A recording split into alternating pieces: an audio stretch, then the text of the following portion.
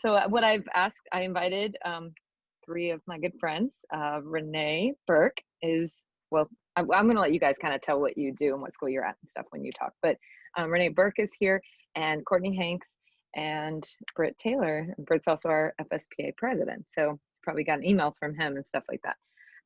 But what I asked from each of them was to be a part of this tonight. And I told them to think about their best 3 tips or pieces of advice for a new advisor or something they wish they had known. So I'm gonna share mine first real quick, and then I'm gonna hand it off to Renee. She's right next to me in the boxes.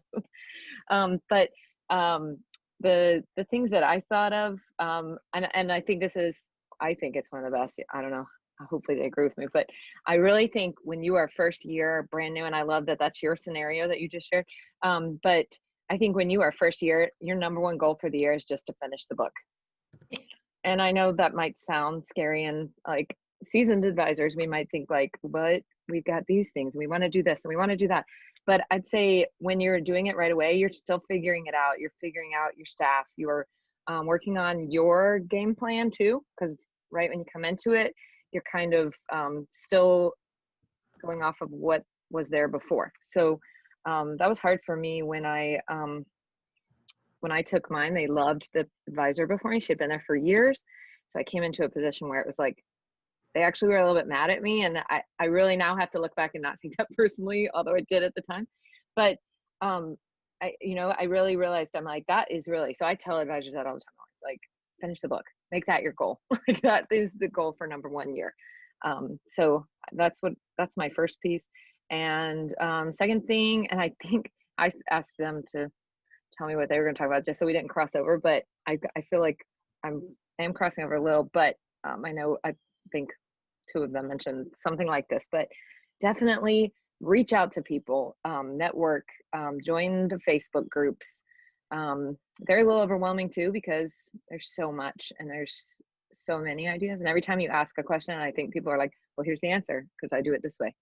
But from that, I really thought, what goes along with my third thing too, but just like take it all in, but then decide what works best for you and be willing to be flexible. That's something that over the years, as I did it too, I realized like I had to make changes sometimes, and I had to find pieces of things that worked for me. But in that networking stuff too, I really recommend that you attend conventions and stuff, even if they're virtual, which is what's happening mostly this year. But I think they're so valuable. And I think for you and your students, because when I say network, I also mean your staff, because I think it is great for them to be around other journalist kids. Because I will tell you, broadcast, I do yearbook, broadcast, and newspaper. And I feel like broadcast is like my area that I struggle with the most. And I think my kids, when I take them to things and they see other broadcast kids, and broadcast kids are kind of intense and they're in your face and stuff, because they're doing their cameras and they want to interview everybody and they're dressed up. It's just a different publication type. And I think when your kids network and see that stuff, it helps them realize, they see what other schools are doing, and it really has helped my kids step up their game. Like, and we watch other schools shows now and stuff too, and they want to emulate them. They want to get better like these other schools are too. So I think that's a great thing for you and your staff. And also with summer workshops. So Herf Jones, you said you were with, and my books with Justin's, there's Walsworth, there's Balfour, there's all of them. I'm pretty sure that all of them offer some type of summer workshop, and they do at least our company does a fall workshop and a spring workshop, and I bet they all do that. So I'd highly recommend those as well. Like that's always got something in it for me and my students. And right now everybody's virtual. And like in the summertime this summer, everything was virtual. So like I attended workshops that I've never really had the opportunity to attend. So I definitely recommend all that with the networking stuff. And then the last thing is just don't try to do everything. And like I was saying, like number 1 goal is finish the book. So I was like, make each year as you go after year 1, make a few attainable goals, things that you can reach, because you're not gonna, I remember going to a session somebody did that was like going from beginner to pacemaker like in a year or something. And I remember I was like, how can you do that? Like, that's possible. But then I really had to like, and really the session was about like, that it has to be attainable. And she was saying like, it took years to get there. Like there was space between that. It wasn't all in one year. So I really had to kind of piece that together too. But I think just like that's where I think too, thinking about all the stuff you learn, like even us, like, you're going to get ideas from all four of us. And from that, I put in my notes, I was just like, only apply 2 to 3 changes to your staff. Like decide on some things that you think were important, especially when you look back at your first book. It's a great way to look at it and go, okay, captions or something we really want to concentrate on this year. Not go copy and captions and headlines and photos and design. Like if you do everything all at once, it's just overwhelming. And like you were saying before, it's just like there's so much to learn about it. It's overwhelming. So I think those were my big 3: was finish the book, network, and don't try everything all at once. Pick 2 to 3 goals. So that's my stuff. And I'm going to pass it over to Renee and take it away. Christine. Callie, I think those were great. I'm Renee Burke, and I advised at Boone High School for 22 years, and I did yearbook, newspaper, and online media. I'm now doing positive media promotions for our district right now. So I'm not currently in the classroom. I still teach workshops and some other things. And like today I was a sub for my husband at school because subs are not easy to come by. So I was a sub for him for 2 hours. So that was fun. So I got to experience the half and half. But anyhow, I came up, there's so many things to say, but I think the first one that I sent Callie was be a good communicator. I really think kids don't know what you want them to do, and you have to communicate it and communicate it often and in a variety of platforms, which can be overwhelming. I constantly had it going through a Google reminder. We used Slack.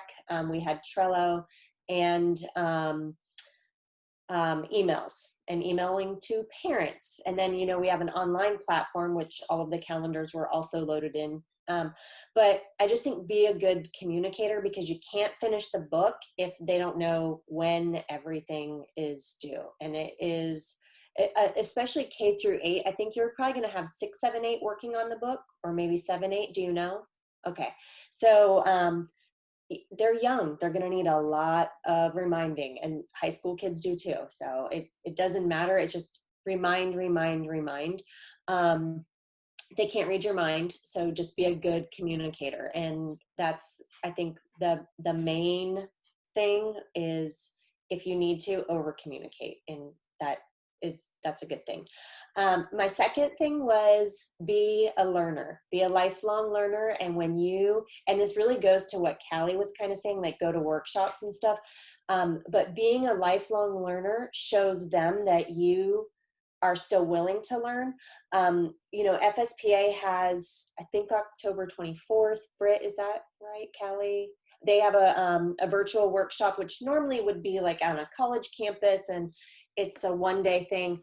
And then we also have the JEA NSPA, which is going virtual this year, and it was supposed to be hosted in Orlando, but it is November 19th and 20th, and we can get you information on that. But the great thing is it's so low cost, and it's going to be fantastic for middle school kids this year, because a lot of people don't like to travel with middle school kids.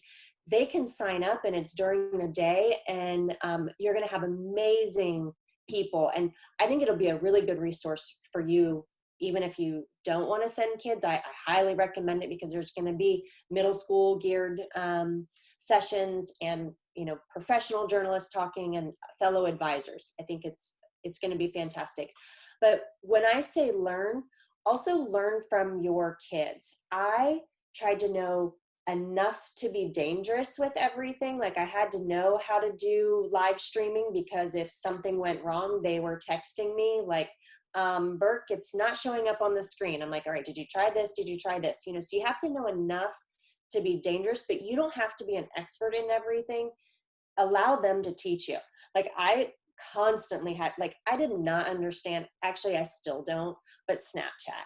Like I had my students teach me Snapchat, and I'm okay with that. Like I don't have to be an expert in everything. They need to know how to use it. That's their target audience anyhow, but I needed to know enough so that I can, watch them and make sure that we were on the up and up. And I'm sure there's lots of things that the kids can do better than I could do, but I knew enough of Premiere. I knew enough of all the Adobe suite, everything I needed to know to help them, but would also be like, you know what, Callie, you're really good with framing. Can you go work with so-and-so? And then that, I think, also builds that kid's confidence as well, the kid who you're tapping into. So don't feel like you have to be a pro at everything. I just don't think you can. I don't know. I mean, I guess there are people who can, but just learn. And I think you will see, like Callie said, there's so much this year. Don't take it all on. I always say pick 3 things. Pick 3 and then that's it. And finishing the book is one goal. So you can pick 2 others. And then my last piece of advice was to delegate and ask for help. And especially as a new advisor, parents and really in middle school, they want to help. They do, but they don't always know how to help. And I found that in high school when I asked for help, we need such and such. Parents are like, oh my gosh, a high school teacher is asking, like, we can be involved, and they would pitch in. And it's not always everyone, but I'm telling you, if you ask, whether it be fellow teachers, other advisors, if you FSPA, JEA, they have well, wait, do y'all have listserv? I know you have email, but JEA has a listserv, and you could put something out on that, like, I don't know how to do a cutout background, and within 2 minutes, you'll have 50 responses. So like Callie said, on the Facebook groups and so forth, that might be overwhelming, but there are people. So ask for help, but also delegate. Don't feel like you have to do everything. And that was something I had to learn, because I'm very type A and I want to control everything. Britt laughs because I'm very structured person, but it will save your sanity. And especially I think in these unique times, just seeing, I don't know if you guys are full face-to-face, but in Orange County, you're teaching synchronous. Kids are on the computer and in the classroom. And so that's taking its toll. So remember, you matter, and it doesn't show weakness to ask for help. That was something I had to learn, that I will be fully transparent on. So I think those are my main things, and I know that they kind of overlap and tie in, but those are my recommendations. That's kind of overwhelming, right, Christine? Sorry. Yes and no. I mean, it's all good advice, and I just have to put it into practice. So this is good. This is good. Thank you. Thank you, Renee. And Courtney, you ready? All right. Hi, I am Courtney Hanks, and I am at University High School in Orange City, Florida. I've been advising 6-ish years. I think 6. Yeah, and I do a newspaper, well, not newspaper, I guess, online media and yearbook. So I don't know. Listening to Callie and Renee makes me think of so many different things that I think it's just I think about where we're at right now and how hard this year is. And it's so hard to enter into the advising profession in a normal year. It's a lot. So this is a lot. And I just want to take a second to recognize that, because I feel overwhelmed listening to this advice, being like, oh man, I need to be doing these things too. Like, it's a lot. So I guess I want to give you permission for my first tip to just do what you think is able to be accomplished in your school and in the time that you have. I know teaching multiple preps is exhausting. Dealing with what we're dealing with right now is exhausting and overwhelming. And I think that just, understanding that this book is going to be like its own little miracle I know that we've had to scale back our book because I don't have the staff on campus to even run the interviews through the book that we usually do.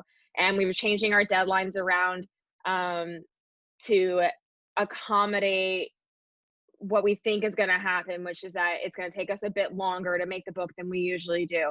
But I have the experience to walk into this situation and say, this is different. I know I need to change some things. And that's, I think, where I feel a little bit anxious for the people who are just starting out. So I guess if you have somebody on campus who's done this before, I would talk to them about it, but really sit down with your rep. So you said you had Herf Jones, like, contact them. Don't say you want to talk on the phone. Like, say, I need a one-on-one meeting, and really sit down and do your questions. Like, if I'm going to finish my book, so it's done on deadline, how many pages do I have to have done at each time? And really just kind of get a grip on all that, because the reality is your situation might be a little bit different this year. And if it is, like I know mine is, I had to make adjustments.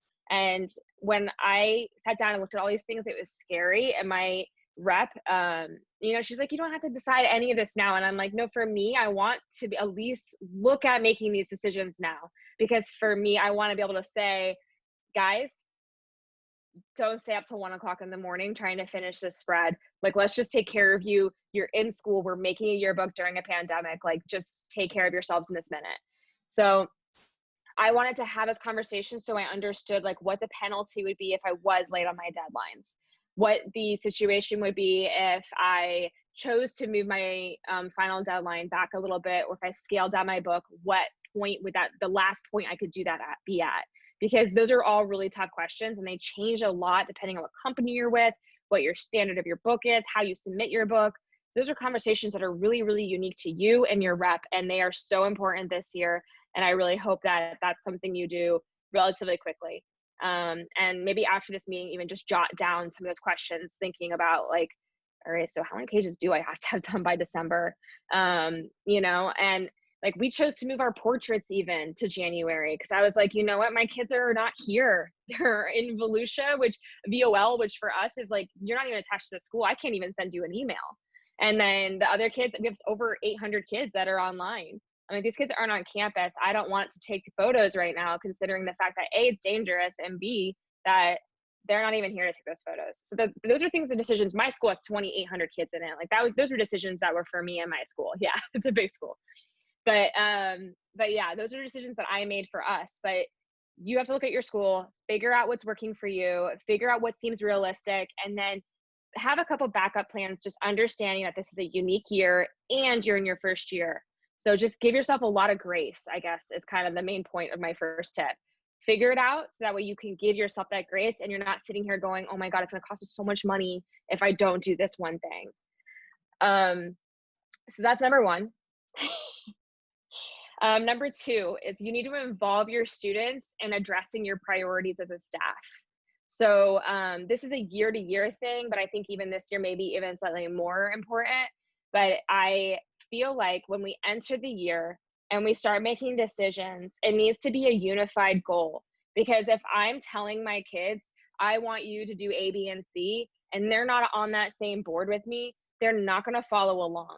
You're a teacher. It's not the same thing as if they make those decisions themselves. So I allow my students to set their priorities for the year, and we do like they get to choose 5 priorities for the year. We turn into a big giant poster. It's this huge conversation. It takes like 2 hours to get through, but they get to debate the priorities, discuss them in small group, and then larger group, until we really narrow it down, and they decide as a group what they want to make their number one priority. And like last year, like the staff was third, which I always thought was like the worst idea. Like what they said, like staff culture is third. We want to be great. We want to have a great book. That's number one. Accurate, amazing, beautiful. All those things were like what they wanted for number one. And I'm like, it's your book. You do what you guys want. But third was staff culture, and they lost people last year at the end of the year that just chose not to come back. And I think it kind of shook them a little bit. And looking at this year and what we want to achieve and what's going on, like their number one priority, I know they've already told me 10 times, is the staff culture. And that's all we've done so far, which is another thing that I think you should be considering. Curriculum yes, it's great, especially with the 6th grade kids, but the kids that are older, like really focus on building those relationships in the classroom, building them as a team, starting to identify your leaders, just starting to look at what your class is going to look like. So you set those priorities with them and then allow them to start to enact on them. So if they choose, like, we want to make sure that it's a good experience being in this room, because being at school right now is really stressful. Like, I know the best part of my day is my first period with my press kids. And last night we had a work night, and I was like, I told you, like, I broke down yesterday in my classroom first period for no, but it really was a stupid situation. But like, I was so overwhelmed that it just hit me really hard. And I was like, I want to go home. I don't want to be here anymore. And I sucked it up. I stayed all day because I remembered we had a work night. But that work night was amazing. And those kids put so much effort in. They ran the entire thing. And it was such a great experience. And the kids are going to be what makes this job amazing for you. Like, I got to tell you, as an advisor, like, that's what keeps me in the classroom. That's what keeps me doing this work, is those kids and those amazing relationships, and just letting them lead, because they really do amazing things in that. And I did advise a middle school yearbook before I got into high school, and I loved the stage that kids are in middle school. I'm like the crazy person who thinks that middle schoolers are the best.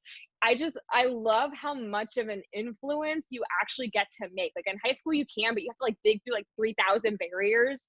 In middle school, they're just like these little raw people, and they have so much space for love and kindness. And I just feel like you can make such a difference in their lives by introducing them to this little family that you get to create. So I know that's really scattered and all over the place. Let me just see if there's anything in my notes that I missed about what I wanted to say. Your first year too. Okay, so this is one of those terrible things about yearbook, and I do feel like I need to address it. Accuracy is so important, and any mistake you make in this dumb book is going to be the worst thing that's ever happened. So at all costs, you have to be accurate. So it's I don't know, the price of the game. I don't know. Like, it's what you have to give your attention to, even when you have no attention left to give. You cannot make a big mistake. It could cost you your job. It could cost those kids their program. It could cost you guys a lot. It just takes one spread. It just takes one caption that has a mistake on it that's bad enough. I don't know if you guys all remember the year that the girl's name, that, you know, a girl that was actually named Isis, her name got swapped in the yearbook with a student that was Muslim. And yeah, so things like that happen, and it's the burden of our position that you have to really make sure that you're being accurate. So at the middle school level, I will say that I do feel like the relationships on campus are much more tight knit, and there are so many people, especially those office clerks. I used to submit my pages for the portrait pages out to them. I would print them off and be like, can you guys verify these are actually the people that they are?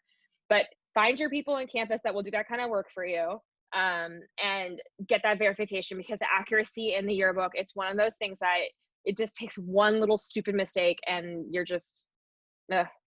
I 100% agreed with Renee, and I loved this point she made about the expectations and the rubrics and stuff. I think this is something that I've taught my kids, and like they'll come back and repeat to me years and years later, is that you can't expect somebody to do something that you didn't actually explicitly tell them to do. And you think like, oh no, they should know how. No, they do not know how to do it, and they do not know what you're talking about, and they don't have the same life experience that you do. So anytime that you expect a kid to do something, it needs to be outlined and it needs to be accountable. And like right now, I'm working on this menu system with my kids, and I keep telling them, like, I'm not trying to make this into like a punishment system. Like, it really is, I want you to have the freedom to know that you're doing your job. Like, I want you to have that confidence, like, I'm doing the right thing and making these steps, and then I'm not gonna, slip up and make a mistake and end up failing this quarter. So like, those accountability tools, I think, are a trust thing between you and your students, and really making sure you have the systems in place it's so time consuming. And which brings me up to another, oh my God, I have so many points. I'm so sorry. But it's another point. A lot of what makes you successful in these jobs is that you are doing things up front and not at the end. So your time happens there. So it's the prep, it's the training, it's those team building moments. Those are the things that end up carrying you through the rest of the year. And so if you don't invest that time up front in those systems, you're going to miss out. And that's what really stinks, because I know you have 2 other preps and you've been trying to give your attention to them. And like I said, this year, we're just getting through it. We're just going to manage it. It might be a smaller book. It might have a later deadline. It might be shipped to kids instead of being hand delivered. It might be all of those things. And those are completely okay, and up to you and your school and what you guys need. But this is also important. And I think that the longer you do this, the more you're going to see how those systems really enhance your program. And the more you have that understanding of what the expectations are, and the more the work is done up front, the stronger your program is, and the less that you are doing cleanup and dealing with drama. And those things can also be really alive inside the press classroom if you're not too careful. And I'm going to go ahead. I have like 5 more points, but I'm going to stop because I know that I'm going to steal them from Britt and he's going to be mad.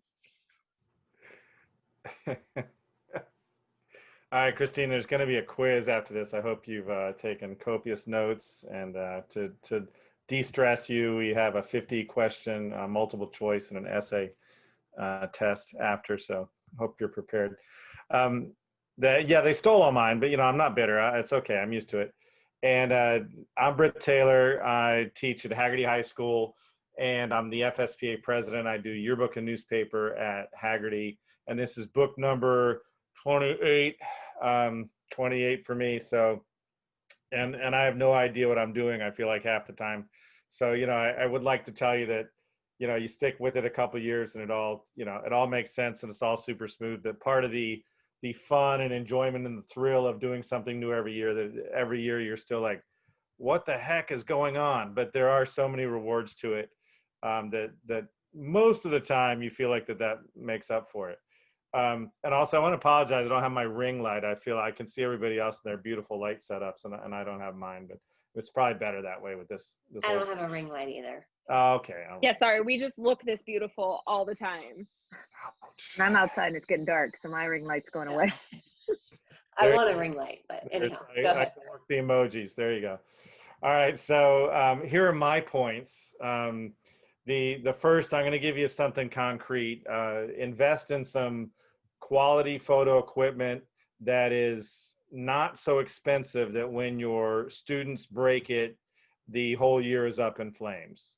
Because we've had the $1,000 lens that got dropped, and that is not a good conversation to have. So, and after doing this for a lot of years, and one of my favorites is, they call it the nifty 50, the 50 milliliter lens that lets in all this light, and it's a cheap lens.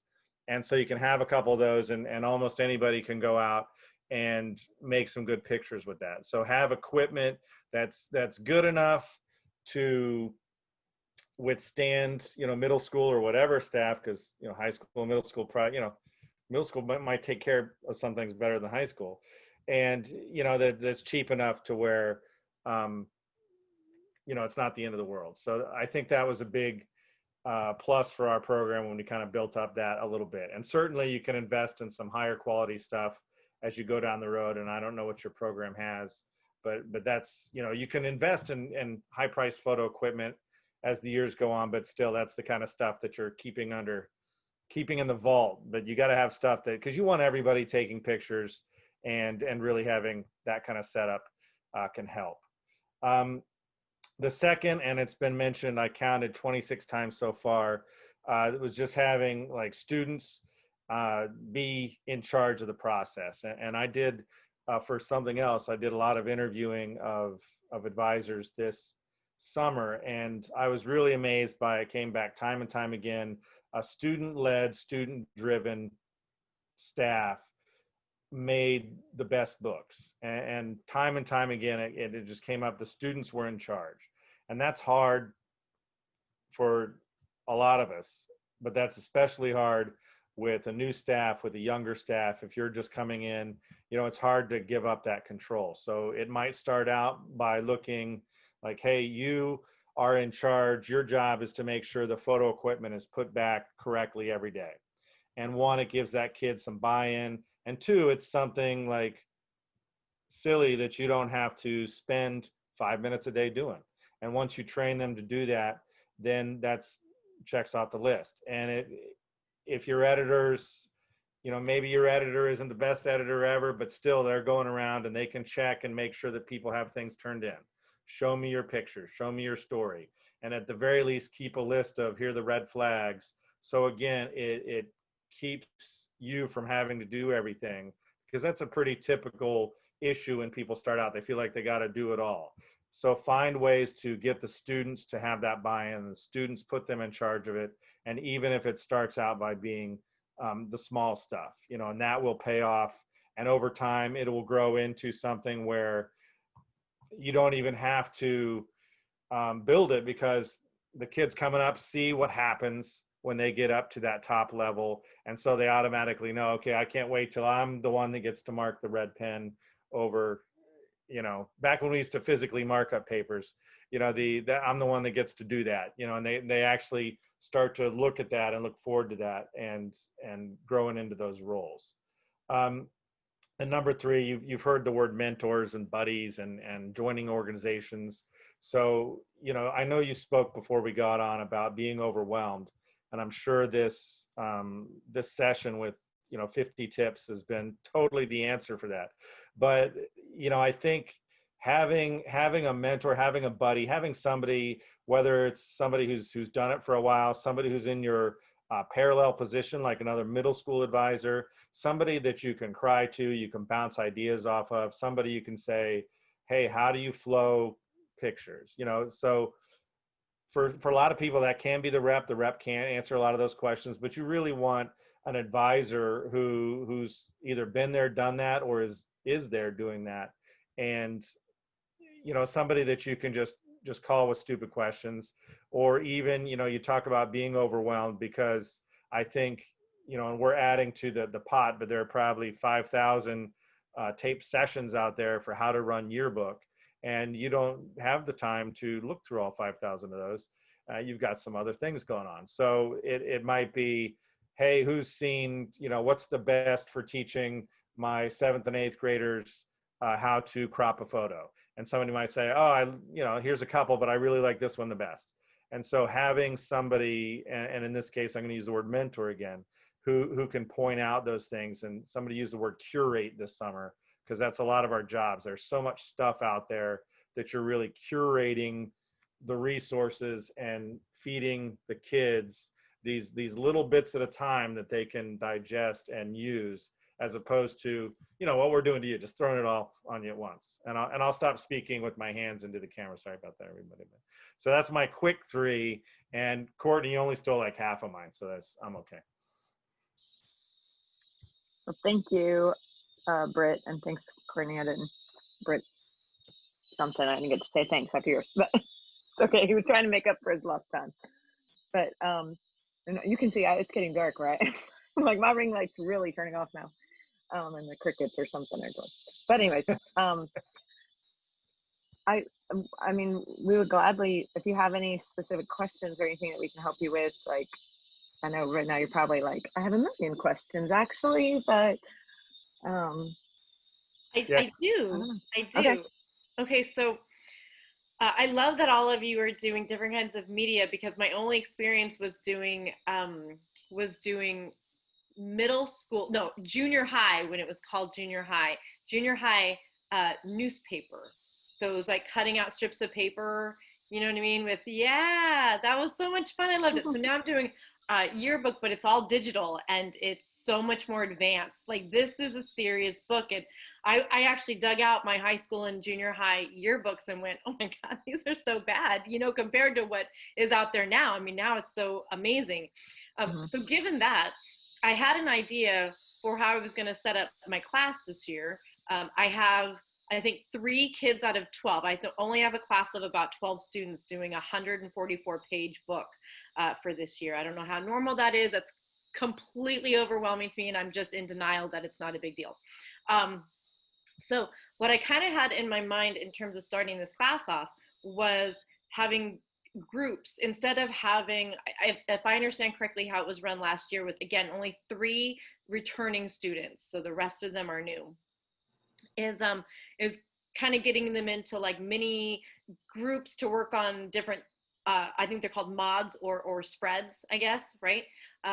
So having maybe 3 of them work together, one writing the caption, one making sure the picture is all set, and one doing maybe the design or something like that, right? Is that how this is kind of set up? That's how it was set up in my head, but I don't know if people do that, if you do that, if anyone's done that, if I'm on the right track. Traditionally, I'll go first, so I'll steal Courtney's stuff, but the traditionally, what we'll do is we'll start out with maybe 4 spreads in the first group, and we might have 6 or 7 people working together on a spread. And we might have, in a year where we don't have as much experience coming back, I'll try to put an experienced person in each group. And everybody else, maybe they're only writing a caption. Everybody's only getting a couple of interviews. Everybody's taking at least a picture. Now, there are going to be some people who are doing more of the writing, more of the pictures, but I'm trying to give everybody, while I'm teaching or having my students teach if they have good experience, we're all going to write a caption, and we're all going to write it for your spread. And so hopefully that process of getting 4 spreads, and maybe it even takes a little longer than it would normally take, and we kind of work through it and learn the basics slowly as a group. So that later in the year, you might be with just one other person. You might, especially for the rock stars, maybe they're doing their own spread, and they've kind of got the groove of it. And I'm sure everybody works differently, but kind of a training spread to start. And that's even going beyond, like, yes, the design's going to change, and we might take this spread and have to change it up 3 different ways because our theme wasn't quite set. And but that's a different beast entirely. For me, it's definitely bigger groups to start, and then smaller groups as we need to get the pages coming in a little faster once we get into the year. That's great. I would also say too that if this probably isn't going to happen your first year, but I remember, like, when I taught middle school, like, after kids like that were 7th graders became 8th graders, you do have some kids with experience. Having a group of 2 kids create an entire spread, and then having your editors really do like a lot of that, like, revision work for you, you'll notice a huge development in your pages from that. And it's one of those things, like, I remember when I taught middle school, like, it was just a lot of it fell on my shoulders, which one thought that I did have, this is not super related to what you said, you have 144 pages. I'm going to say that's pretty big. So I'm assuming that's because there's the elementary kids, which they don't have, like, as much out of school stuff. So it's a little bit harder.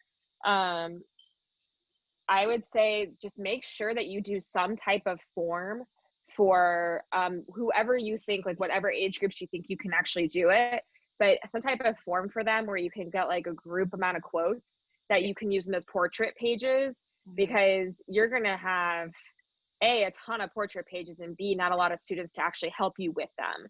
So I would be concerned about that, but you could run quotes through those pages of students. I'm not super like with the kid thing, but, like, 2nd grade, can they write sentences? Is that a thing? I don't know if they'd even write. I mean, I have a feeling we would do a recorder. So you would, but because right. you want to do some things that are just done. So, like, one of the things that we do at the beginning of every year, and everything that I do is basically what Renee did, because thank you, Renee. We do that form at the beginning of the year, and it's basically a, like, questionnaire to all the kids on campus, and it just gives us a lot of story ideas, but we also do, like, some question that has to do with our theme, and we can use those whenever we need them.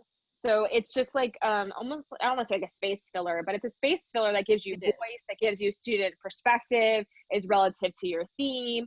And so it's like a thing to use that you already have, that you're not having to go send kids out. They can sit there and literally type them in with the kid's name and grade because it's on the form, and anybody in the class, even if they are not super high performing, can do it. So just as just from what you said, that would be a concern for me, because that's a lot of pages for a first year book. in that setting. Yes. So yeah. That's great. That's great. That's great. That's actually something we can work on sooner than later. The way our school set up is the first 2 weeks is all about culture. So that's what we've been doing for it's been great. It also means I have had like 6 new kids come into my class and probably 4 kids move out. So it's just this constant, plus I've still got e-learners and I've got the in-person class or students. So it's kind of a revolving door, right, for this first 2 weeks. But technically we're supposed to start next week. Again, I was going to spend the weekend looking through all of, for mine is the Herf Jones stuff, and picking out like 2 things for captions and 2 things on how to take pictures and some things on e-design. I think that's what they're using, and figuring out what to teach them. I also heard on one of the, there was a summer workshop for Herf Jones, and someone said, and I don't know how you'd feel about this year because of how crazy it's going to be. It kind of gave me a little bit of comfort, but I don't know if I'm allowed that, if you will. Someone was mentioning that they spend the first 2 months of the school year doing all the training to get everybody up to date. And maybe one of the old, I don't know, the returning students, they go out and take pictures of everything while the new ones catch up. And then really at 2 months is when everything gets started and everything starts. And do you feel like that's a good way to start, or is that too late, or what do you feel? Normally, yes.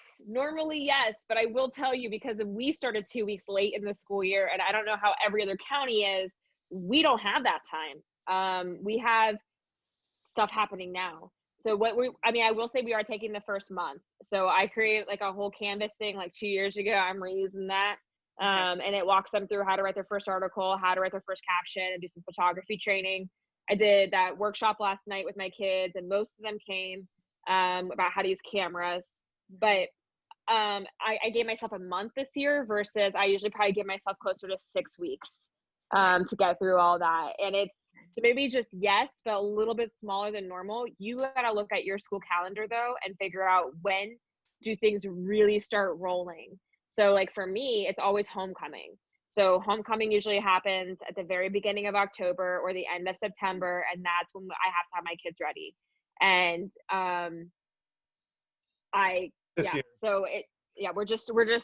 we're starting way later, although we're not having a homecoming dance this year. Our school officially announced it. Well, no, actually it's still unofficial. I just know because my kids gossip.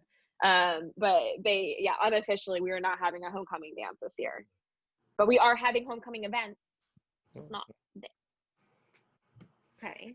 Hey, one question I have for you, Christine. What school are you at again? I'm sorry. It's called LLT Academy in Tampa. And I know that because Callie, I was thinking of Sarah and how, that Holy Trinity, she did I thought of that too.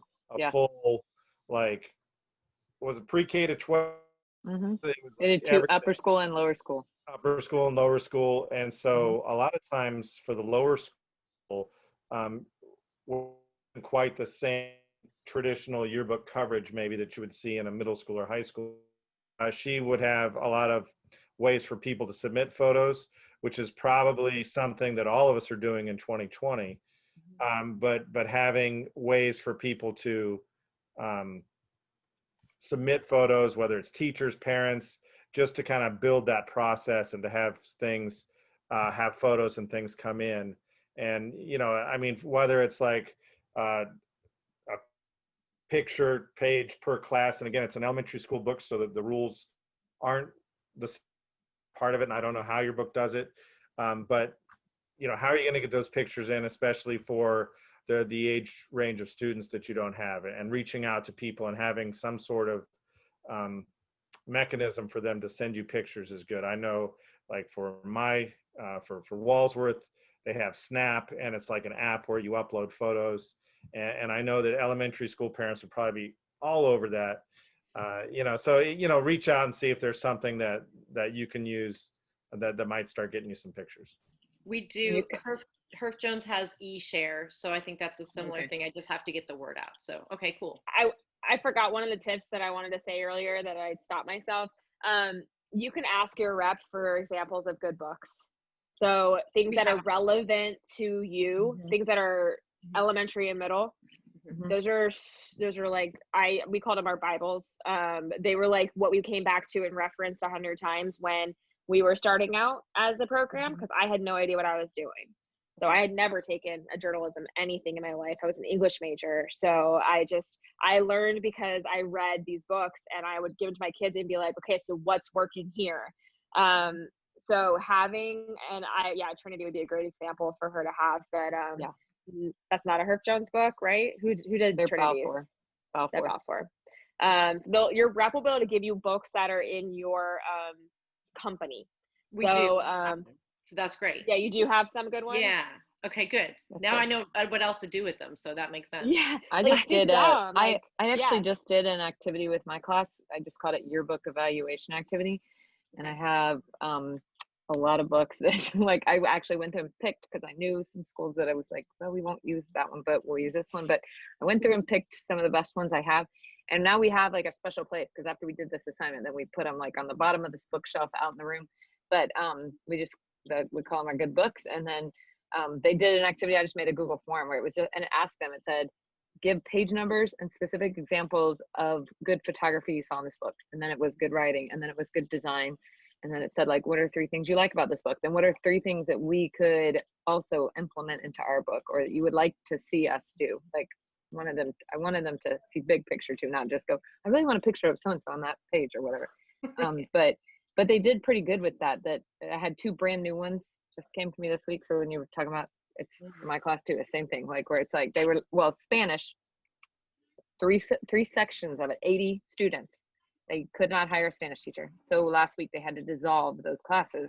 So Oh man. those 80 students had to go somewhere, and our principal was like, my sister's one of our guidance counselors, so she always was very honest with me. She said, we were told not to touch their academic classes, so we're putting them where we can. And so the third period, I only ended up with 2 of them, but and actually one had already had me for something anyways, and one's an avid kid, so I was like, nope, this will work out. But they were doing that today, and one of them was going, I'm confused on what this is asking me.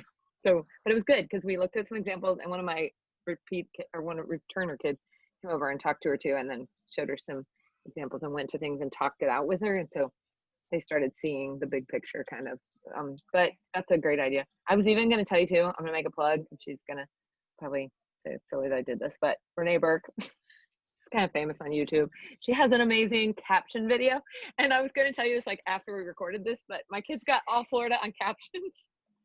And my editor in chief, she's at FSU now, and I texted her and said, I emailed her the critique, but she's like, oh my gosh, did you see we got all Florida for all our captions? She's like, it's because we watch your friend's video every year. I was like, so if you search for caption writing or Renee Burke on YouTube, her video comes up, and it's just, honestly, Renee, it's so good, like, because it's really good. It breaks the 4-part caption down for you, A, B, C, D, and she explains each piece of it. And my kids are always like, I mean, she even has photography, she shows you and gives you sample That's great. caption sentences for it. So it is awesome. It is. It's so yeah, it is great. I will say though, for a middle school yearbook, your first year, just light, I know, light right? captions, light. Yeah. Pick You don't one, have like to- pick an yeah. A, pick a B, Yeah, pick right.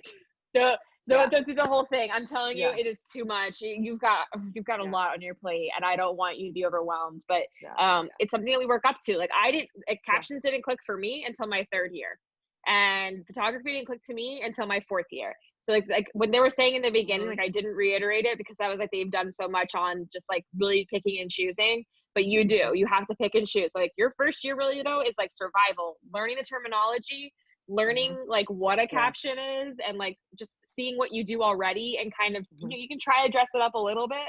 But then that 2nd year is when you get to really start refining it, and that's where videos like Renee's video is so helpful. Okay, great. Thank you. That's great. Guys,